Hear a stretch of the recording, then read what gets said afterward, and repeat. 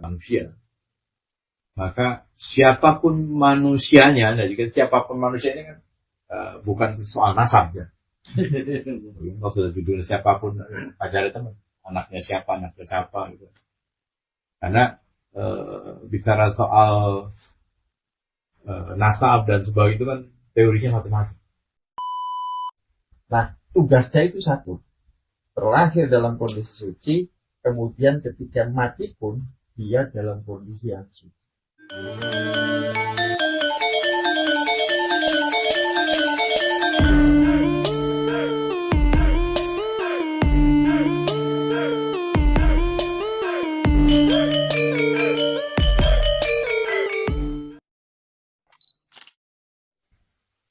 Assalamualaikum warahmatullahi wabarakatuh. Waalaikumsalam. Sahabat-sahabat Cahaya Caruban Nagari, alhamdulillah pada kesempatan kali ini kita semua masih diberikan kesempatan oleh Allah Subhanahu wa taala untuk bertemu dan berbincang-bincang dalam tema manusia dalam perspektif budaya dan tasawuf. Dan pada malam hari ini kita juga kedatangan tamu yang sangat luar biasa, yaitu Kang Akbaruddin Sucipto. Beliau itu sebagai budayawan Cirebon, Ketua Amparan Jati, dan demisioner Ketua DKC Kota Cirebon. Pada malam hari ini kita akan bahas manusia dalam perspektif budaya dan tasawuf, yang mungkin akan dikupas habis pada malam hari ini oleh Kang Akbar dan Kang Bana. Untuk memulai pada malam hari ini, mangga Kang Akbar. Baik, Assalamualaikum warahmatullahi wabarakatuh. Waalaikumsalam. Sampurasun semuanya, sahabat Cahaya Caruban Nagari. Saya alhamdulillah merasa mendapatkan kehormatan bisa silaturahim dengan sahabat-sahabat dari Cahaya Caruban Nagari. Kalau lihat namanya, waduh ini rasan-rasan Cirebonnya rada pulen kan gitu ya. Jadi, karena istilahnya bongane siapa bawa-bawa nama Cirebon, maka konsekuensi logis yang kemudian harus dilakukan, dialami dan jadi pengalaman terbaik ke depan oleh saya Caruban Nagari ini ya, mungkin dengan memberikan sampel ataupun potret tentang Cirebon seperti apa. Nah, judul yang memang bagi saya itu sangat dirasa unik, karena sebagai bicara manusia dalam perspektif budaya, secara pribadi saya kadang-kadang sering punya pikiran itu. Saya ini manusia bukannya. Jangan bukan manusia. Jangan bukan manusia. Karena diajak bicara tentang manusia dalam perspektif budaya. Tapi tentunya sahabat-sahabat semua dimanapun saja Anda berada yang saat ini bersama saya, Caruban. Kalau sudah ngomongin budaya kan pasti tahu bahwa budaya itu kan hasil cipta rasa dan karsa. Banyak di antara kita yang akhir-akhir ini ataupun kemarin-kemarin misalnya hubungin Pangapunten agak lupa bahwa kadang kalau ngomong budaya itu pasti ansihnya itu kepada kesenian. Betul. Ya. Jadi pokoknya urusan apa-apa bakal band ya, bakal beli nembang ya joget, bakal joget ya joget. Tidak jauh dari itu. Padahal aspek budaya itu juga meliputi semua. Siapa pelakunya? Ya manusia.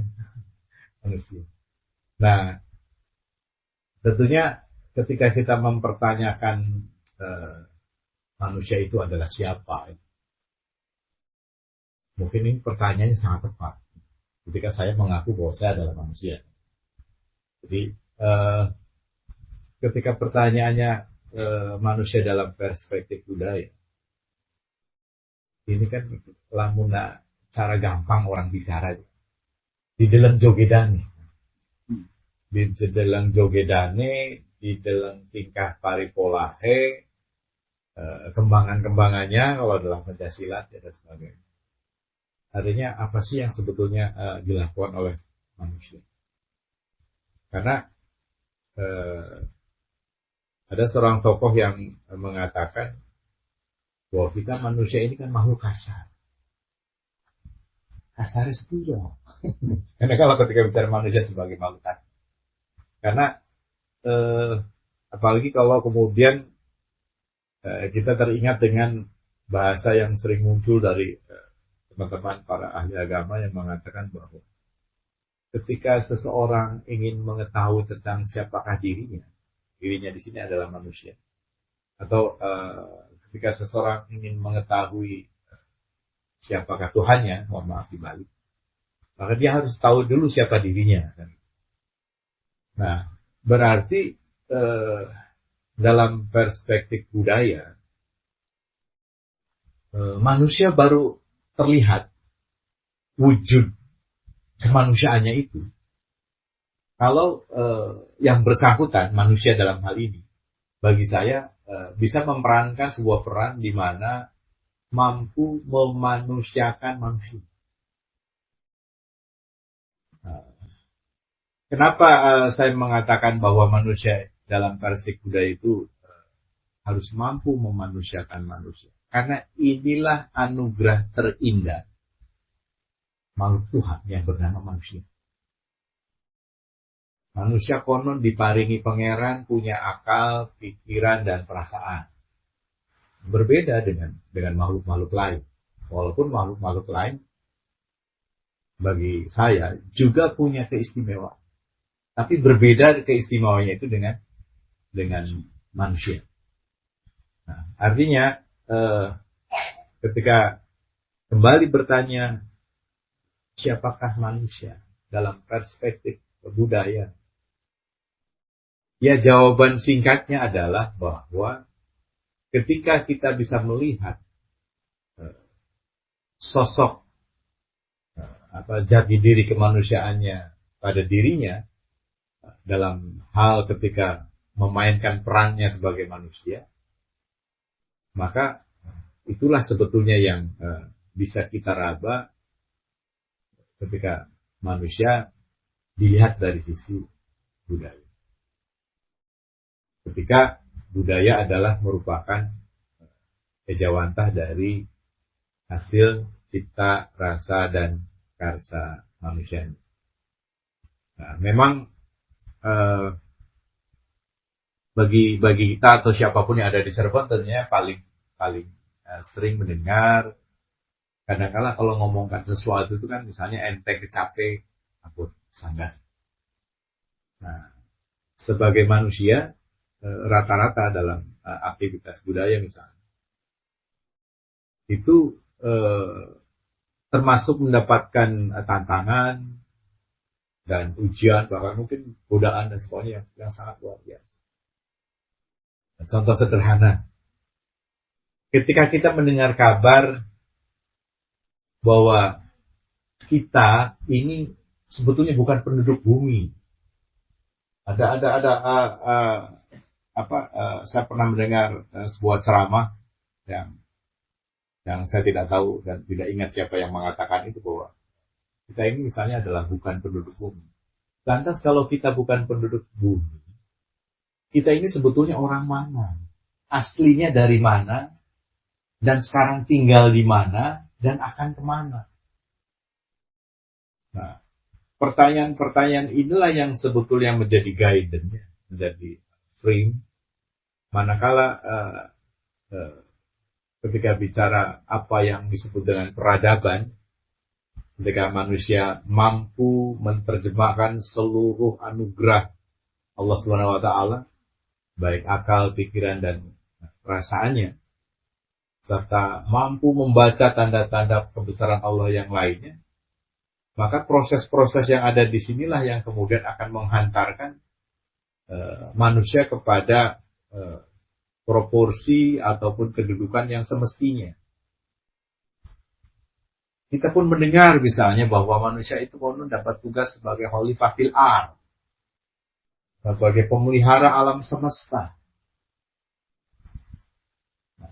Yang menjadi menarik di sekeliling kita, atau bahkan kita pun juga ada yang doyan melakukan. bagaimana mungkin kita bisa mendapat yang predikat sebagai pemelihara yang buang sungkrah beli keruan kuang. Menjaga kebersihan saja kita cukup abai. Kita baru tahu terhadap sesuatu itu berharga kalau ketika misalnya tinjauannya itu kemudian bersifat material. Lebih manfaat mana mengkonsumsi air mineral atau air yang dimasak atau air yang lainnya. Ini kan kemudian selalu menjadi perhatian kan manakala kemudian kita melihat bahwa ada sisi materi yang bisa didapat, diuntukkan, baru kemudian kita berkata, oh ini bermanfaat, ini baik. Jadi bagi saya dalam perspektif budaya artinya manusia adalah makhluk Tuhan yang sangat luar biasa, yang mana punya tugas yang sangat berat sebagai pemelihara alam semesta, dan juga mendapatkan kepercayaan jikalau dimungkinkan misalnya bagi hamba-hamba Allah tertentu itu kan, entah sepercik atau setitik ataupun apa dan sebagainya, memiliki sifat-sifat yang luar biasa dari Allah Subhanahu wa Ta'ala. Diparingi dua rasa melas lah, maka yang muncul adalah kedamaian. Walaupun ketika bicara nikmat kedamaian itu hanya dimiliki oleh siapapun adanya yang sedang bermusuhan. Lagi eng-engan, lagi perang, atau lagi tukaran, pasti merindukan apa yang disebut dengan kedamaian. Jadi kembali bahwa ketika kita berusaha melihat lebih jauh lagi tentang potret siapakah kita sebagai manusia dan kemudian meninjaunya, melihatnya dalam perspektif budaya, maka kembali bagi saya adalah ketika kita menganggap bahwa kebudayaan itu adalah hasil cipta rasa dan karsa manusia, maka siapapun manusianya, nah jika siapapun manusianya kan bukan soal nasab ya. Kalau sudah judulnya siapapun pacarnya teman, anaknya siapa gitu. Karena bicara soal nasab dan sebagainya itu kan teorinya macam-macam. Mau pakai teori fitrah, atau bicara teori genetik, ataupun teori lingkungan. Kita kan kadang-kadang sering terjebak pada pikiran-pikiran itu. Ada yang ngomong buah tidak jauh dari pohonnya. Wah, perang saya lu, anaknya man anu, wong ikan pegawai makanya anaknya mengonon. Karena kita dikonsult seperti itu bahwa konon buah itu jatuhnya tidak jauh dari pohon. Tetapi ketika kita kemudian mendengar ujaran lain yang menjadikan seorang anak itu menjadi Majusita, Nasranita, Yahudita, itu tergantung orang tuanya. Nah, berarti yang salah siapa? Nah, ketika kemudian bicara tentang salah atau tidak salah, bagi kami yang ada di Cirebon saja misalnya, juga menemukan begini. Wong tua gawe lantaran, wong nom kang dermang lakun. Baginda Sayyidina Ali malah lebih tegas lagi. Seorang pemuda itu yang berani mengatakan, ini dadaku, bukan ini bapakku. Untung saja, Kaligane, untung baik anak teori fitrah. Mungkin Kang Bana yang nanti akan lebih fasih. Karena teori fitrah ini yang saya tangkap adalah teori yang ada dalam kitab suci Al-Quran, yang di sana digambarkan bahwa setiap anak yang lahir ke dunia itu dalam keadaan suci. Itu tidak ada anak jadah, itu tidak ada. Tidak ada produk-produk ilegal yang namanya manusia, itu tidak ada. Tidak ada produk gagalnya, produk kurang beruntung ya. Frekuensi Mas sudah beruntung, ya bakal buntung ya. Nah, dalam filosofi itu ada apa? Artinya apa? Siapapun yang terakhir dari rahim, siapapun kondisinya macam apapun, kalau bicara teori fitrah ya semuanya dalam keadaan suci. Nah, itu balik lagi soal nasab. Tinggal pilih. Nah, semua yang ada dan semua yang muncul dalam ujaran-ujaran tadi itulah prinsip-prinsip atau itulah ujaran-ujaran yang memang merupakan penanda dari dinamika yang ada dalam kehidupan manakala manusia berperan. Ajining diri, dening pekerti, ajining pekerti dening budaya, ajining budaya dening agama. Sadar atau tidak sadar, manakala kita berada dalam lingkungan masyarakat yang beragama, yang meyakini ada kekuatan lain atau zat lain yang memang sebetulnya menjadi penentu, memiliki kehendak dan sebagainya untuk bahkan memanusiakan manusianya itu sendiri sebagai makhluknya, maka itulah sebetulnya yang bagi saya harus didekati. Nah, didekatinya itu dengan logika dan juga ini. Mungkin dari saya itu dulu Kang Bana dan host yang luar biasa pada kesempatan malam hari ini. Ya. Terima kasih. Assalamualaikum warahmatullahi wabarakatuh. Ya, itu sahabat-sahabat Cahaya Caruban Nagari, itu sedikit mengenai penjelasan dari Kang Akbar pada tema kita malam hari ini. Selanjutnya mungkin ada penjelasan dari Kang Bana. Mangga Kang. Baik. Terima kasih. Assalamualaikum warahmatullahi wabarakatuh. Waalaikumsalam warahmatullahi wabarakatuh. Sahabat-sahabat Cahaya Caruban Nagari, pada kesempatan kali ini kita berbincang-bincang dengan Kang Akbar bin Susuba ini. Ini budayawan Cirebon. Punya grup juga ya. Grup Kidung Amparan Jati. Ini sudah jam terbangnya kemana-mana. Udah keluar Jawa juga. Mudah-mudahan nanti sampai keluar Indonesia. Kita akan konser di Serotong Sakit. Menghibur para ahli surga. Baik, untuk tema pada kesempatan kali ini mungkin saya lebih sedikit memberikan wacana tentang manusia itu sendiri, perspektif tasawufnya ya, bahwa manusia itu memang tadi sudah banyak dijelaskan oleh Akbar, yaitu dalam tinjauan budaya dan sudah mulai semi-semi tasawuf juga kan. Ya. Jadi tadi disampaikan bahwa manusia itu bukan penduduk bumi. Wah. Asalnya dari mana? Lalu mau kemana?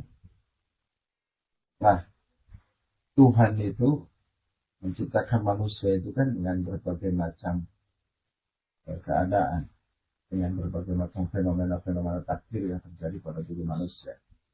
Setiap manusia dari zaman dahulu sampai dengan kapan itu pasti takdirnya akan berbeda. Tidak ada yang sama sekali. Itu bukti kreativitasan Tuhan itu seperti itu. Lalu ada satu tujuan ketika Allah menciptakan manusia itu sendiri. Nah, ketika memahami tujuan itu, maka yang akan berdampak itu adalah pemahaman kita bahwa kita sebagai manusia itu harus seperti apa, harus bagaimana. Allah hanya memberikan sebetulnya fasilitas saja. Allah memberikan fasilitas kepada manusia, bahwa manusia diberikan Allah jasad, manusia diciptakan Allah juga ada unsur rohani, ada unsur hati, ada unsur logika, ada unsur nafsu. Nah, ini menjadi bahasan yang sangat penting yang kemudian nanti akan berakibat pada kreativitas manusia, kemudian untuk menciptakan satu budaya tertentu. Nah, ini kaitannya sebetulnya adalah pemahaman akan bagaimana dia memahami dirinya sendiri. Ketika dia memahami dirinya sendiri atas potensi yang telah Allah berikan kepada manusia itu sendiri, maka dia akan betul-betul bisa memainkan peran seperti apa yang diinginkan oleh Tuhan. Ketika Tuhan menciptakan sesuatu kan pasti Allah itu menginginkan sesuatu kepada ciptaannya itu. Allah menciptakan surga, Allah menciptakan neraka, Allah menciptakan apapun itu, termasuk manusia. Itu ada tujuan-tujuannya. Maka yang harus dipahami terlebih dahulu adalah tujuan. Lalu kemudian kita memaknai bagaimana kemudian kita bersikap dengan tujuan yang Allah berikan kepada kita.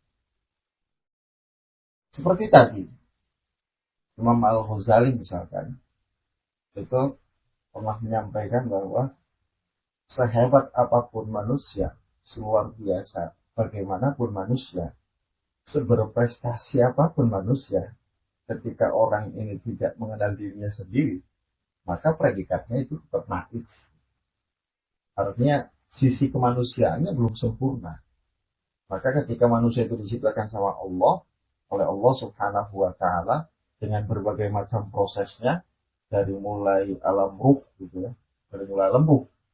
Ini yang sebetulnya yang paling tua dalam diri manusia itu di alam ruh tadi.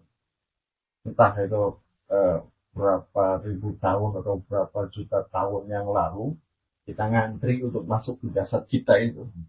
Lalu kemudian masuk, setelah masuk beberapa puluh tahun kemudian selesai. Dan itu sebuah permainan yang dilakukan oleh manusia yang sedang memerankannya, dan muncullah mungkin itu yang disebut dengan budaya. Nah, ini adalah satu konsekuensi pemahaman yang harus kemudian bisa diterapkan dalam kehidupan sehari-hari. Contoh misalkan, sisi ruhani manusia itu yang paling tua dan yang nanti akan dipertanggungjawabkan di hadapan Allah. Lalu kemudian Allah berikan fasilitas jasadnya untuk apa? Diberikan fasilitas logikanya untuk apa? Diberikan fasilitas hatinya untuk apa? Punya nafsu untuk apa? Nah, ini semuanya merupakan satu tanggung jawab yang sifatnya akumulatif pada diri seseorang yang nanti di hadapan Allah itu akan. Nah, inilah sisi manusia yang harus dipahami terlebih dahulu, sehingga kita paham betul bahwa kita ini adalah makhluk yang sangat istimewa. Jangan-jangan kita sudah lama menjadi manusia, tetapi kita tidak tahu kita ini siapa. Ini repotnya seperti itu. Kalau misalkan kita tidak tahu kita ini siapa, kita akan kehilangan arah dan tentu tidak akan berbudaya. Karena seseorang yang menemukan dirinya, maka dia akan betul-betul menempatkan sesuatu itu sesuai dengan proporsinya. Bagaimana dia berlogika, bagaimana dia kemudian memiliki hati, kecondongannya. Bahkan manusia itu tercipta pertama kali lahir itu fitrah, suci artinya. Nah, sebetulnya tugasnya itu sebetulnya satu. Ketika terlahir suci, kemudian menjadi anak-anak, remaja, dewasa, tua, itu harus selalu suci. Aslinya begitu. Harus selalu fitrah. Makanya kadang-kadang kita kan didiklat itu oleh perintah-perintah Allah. Ada yang disebut dengan sholat, ada yang disebut dengan puasa, yang 1 tahun sekali, sebulan, itu kewajibannya kan begitu. Itu kan dalam rangka supaya fitrah. Makanya di puasa itu diakhiri dengan Idul Fitri, menjadi fitrah kembali. Nah, tugasnya itu satu. Terlahir dalam kondisi suci, kemudian ketika mati pun dia dalam kondisi yang suci. Nah, ini yang begitu beratnya itu, manusia itu seperti itu. Bolehlah, prosesnya itu pasti manusia itu kan, kecuali Nabi dan Rasul itu kan gak ada yang suci. Artinya, manusia itu pasti dia pernah terjerumus ke dalam lembah yang hitam. Besar kecilnya itu pasti pernah. Nah, tapi di akhir itu harus dalam kondisi fitrah kembali gitu. Nah ini, tugas berat manusia itu sebetulnya itu. Nah sisi yang menarik sebetulnya adalah bagaimana kemudian manusia ini memandang bahwa kemampuan yang dimiliki oleh dirinya, mana yang lebih mendominasi. Apakah logikanya kah? Apakah hatinya kah? Atau malah sisi ruhaninya? Nah ini yang keren nih, seperti itu. Kalau yang lebih dominan logikanya, kadang-kadang meninggalkan hatinya juga, apalagi ruhnya. Kalau misalkan yang lebih menonjol adalah sisi nafsunya, maka logika akan ditinggalkan, hatinya juga akan ditinggalkan, apalagi ruhnya. Maka peran penting manusia itu sebetulnya lebih kepada bagaimana memposisikan ruhnya itu, walaupun terpenjara oleh jasadnya, tetapi sisi rohaniyahnya itu lebih dominan dibandingkan dengan apapun. Lebih dominan dengan hatinya, lebih dominan dari pikirannya, lebih dominan dari hawa nafsu.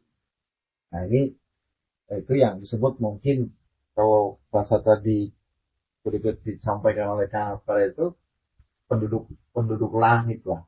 Digambarkan manusia itu penduduk langit aslinya. Dan bagaimana kemudian manusia itu menjadi penduduk langit walaupun masih di bumi. Apa maknanya? Maknanya adalah orang-orang yang memahami ruhaninya, orang-orang yang memposisikan ruhaninya, itu sesuai dengan apa yang Allah inginkan. Walaupun terpenjara oleh jasadnya itu, tetapi dia bisa mengenal dirinya, dia bisa mengenal Tuhan. Nah ini yang sangat penting untuk kita pahami bersama, sehingga sisi kemanusiaan itu betul-betul kita rasakan. Maka banyak orang yang kemudian kadang-kadang terlalu kanan itu, atau terlalu kiri. Nah, itu kan gara-gara tidak adanya pengenalan terhadap dirinya sendiri. Nah ini mungkin sedikit gambaran saja sisi gimana kemudian kita memahami manusia, perspektif tasawuf. Mungkin begitu Kang Ahmad. Ya, sahabat-sahabat Cahaya Caruban Nagari, itu sedikit penjelasan dari Kang Bana mengenai manusia dalam perspektif tasawuf ya. Mungkin ini pertanyaan awal Kang. Ya. Ini kan yang tadi dijelaskan oleh Kang Akbar sama Kang Bana Kang. Bagaimana sebenarnya manusia itu mengenal dirinya dan menyadari bahwa dirinya adalah manusia Kang. Ya. Mungkin dari perspektif budayanya, cara kita untuk mengenal diri atau mengetahui, menyadari kita ini adalah manusia itu bagaimana Kang? Mungkin sama Kang nanti ya. Penjelasannya dari tasawufnya bagaimana gitu. Kalau saya yang menarik dari apa yang tadi disampaikan oleh Kang Bana ini kan, kita menyimak bersama ada istilah penduduk langit dan penduduk bumi. Manusia itu adalah penduduk langit awalnya. Nah, sementara langit dan bumi itu punya dimensi yang berbeda. Nah, kenapa sih ada manusia yang akas ya, sedengan, liar liur atau apalah bahasa lembek, apa melambai dan sebagainya, langap-lomor. Jadi ini kembali, kenapa itu bisa terjadi? Karena kita ada di wilayah dimensi ruang dan waktu bumi, serba relatif, serba terbatas. Keluar sedikit sudah dihadang oleh lapisan ozonnya. Ya. Namun manusia itu penduduk langit kan bebas, bisa kemana-mana. Mau main ke bulan silahkan, mau main ke planet yang lain pun silahkan karena penduduk langit. Tapi karena manusia memiliki keterbatasan, keterbatasan inilah yang sebetulnya mau tidak mau, suka atau tidak suka harus kita akui. Itu semua adalah hukumnya mungkin apa yang disebut dengan kausalitas atau sebab akibat. Orang tua kita ngomong nandur pari ya cukul pari. Nandur beras, nandur sabrang ya cukul sabrang. Nggak mungkin menanam sesuatu dan buahnya berbeda kan, seperti itu. Nah, yang sebetulnya terjadi dan prosesnya terus terjadi kepada hampir semua manusia siapapun adanya adalah salah satunya faktor nutrisi. Ketika bicara nutrisi itu datang dari wilayah kiwe atau tangan, halal atau haram ya, dengan kriterianya, haramnya sedulurnya pirang-pirang, anak subhat, anak remeng-remeng, anak macam-macam lah gitu. Halal ya macam-macam juga kriteria-kriterianya. Ketika asupan nutrisi yang ada yang itu adalah merupakan penopang dari instrumen-instrumen yang ada pada diri, makanya tidak menutup kemungkinan anak manusia yang cenderung sewotan, yang akas, pegawaiannya tahun mencuga, beli mandek-mandek mencuai. Jadi anak asal saya beli kira-kira. Nah, hari kaceng-kaceng ngering jalan ya guna jadi takoni ya. Jadi artinya kita pun harus menyadari bahwa yang mungkin patut diduga itu menjadi penyebab adalah faktor nutrisi. Tetapi di samping faktor nutrisi itu adalah yang memang menjadi asupan kita. Tapi kita pun tidak boleh lupa bahwa sosok makhluk Tuhan yang lain yang dulu menggoda Bapak tua Adam ketika sedang ada di situ, itu kan masih tengkreng ya. Di singgasananya ya, dengan perangkatnya yang demikian high, karena teknologi tinggi sih pakainya, teknologi serba seperti itu. Jadi ketika kemudian anak putih takut, bah aring goda pejabat kapripet, wah itu kan takutnya. Ari menggoda wong wadon kepripun, ini kok pak, jadi kata sedulur sih kan melorot itu. Jadi database-nya itu sangat lengkap. Nah kita harus menyadari itu bahwa makhluk Tuhan yang bernama iblis yang dulu menggoda Nabiullah Adam dan Ibu Hawa yang notabene ID card-nya itu dulu adalah penduduk dari surga misalnya yang menggoda sehingga turun ke bumi, itu masih ada. Nah, kalau kita menyadari ini, maka kita akan menyiapkan instrumen untuk menjadi alat untuk mencegahnya.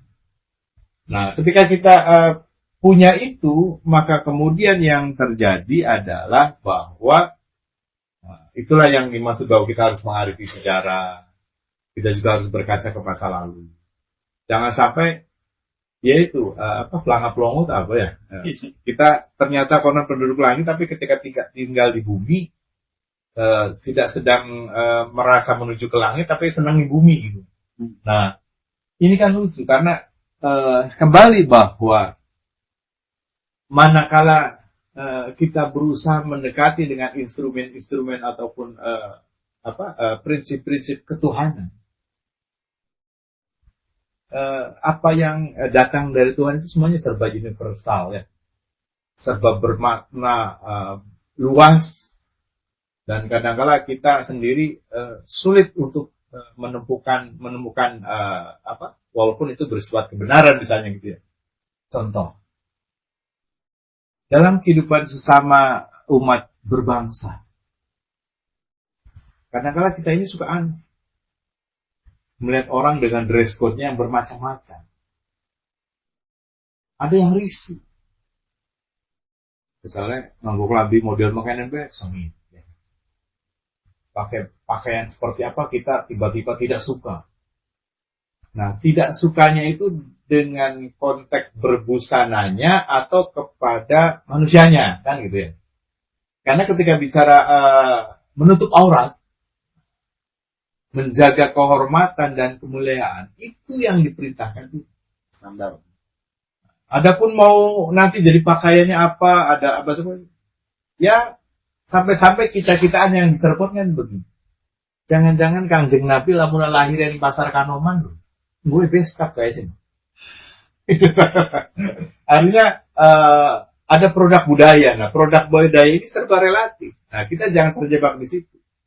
Dan yang kemudian harus menjadi perhatian pula bahwa ketika bicara budaya ataupun kebudayaan, termasuk berarti kita juga meninjau sisi siapa menjadi objek, siapa yang menjadi subjeknya misalnya. Terkadang kalau sudah bicara budaya itu kan sampai ke hal-hal yang negatif pun melu-meluan. Nah ini yang memang harus kita perhatikan bersama. Karena ketika kita sadar bahwa ternyata sosok makhluk Tuhan yang menggoda Nabiullah Adam dan Ibu Hawa masih ada beserta anak cucunya.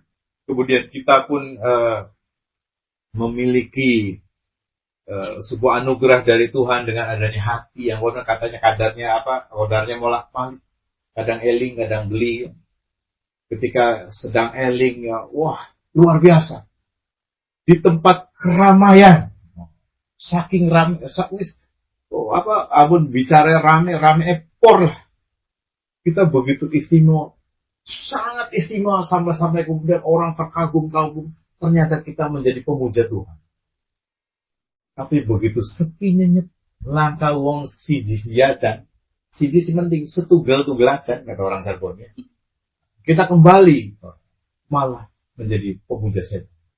Nah, ini yang sebetulnya harus menjadi perhatian kita semua karena bahwa manusia serba terbatas, serba memiliki kekurangan, serba relatif dan sebagainya. Nah, kesadaran keserba relatifannya inilah sebetulnya bisa memantik untuk agar ketika kita sadar bahwa kita bukan penduduk bumi, pengen munggah kaji bekas, gawe paspor, ya.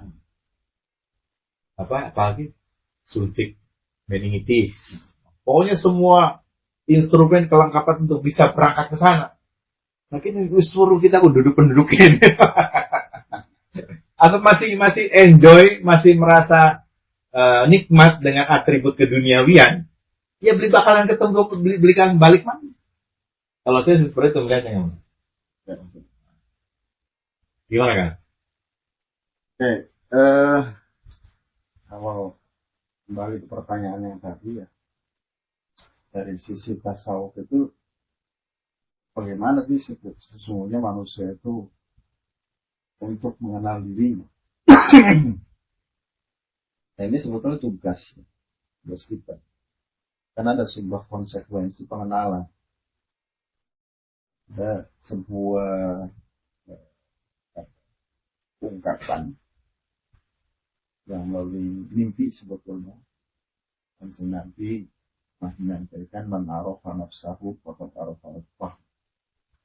Karena siapa yang mengenal dirinya telah mengenal dirinya, maka sungguh dia telah mengenal dirinya. Ini sangat populer sekali. Berarti ini ada konsekuensi pengenalan. Mau kenal Tuhan, maka harus kenal diri dulu. Sampai kapanpun seseorang itu belum mengenal dirinya, maka sampai kapanpun pula dia tidak mengenal Tuhan. Karena untuk mengenal, untuk merasakan sebuah kenikmatan dari Tuhan pun kita harus mengenal dirinya. Harus mengenal dirinya.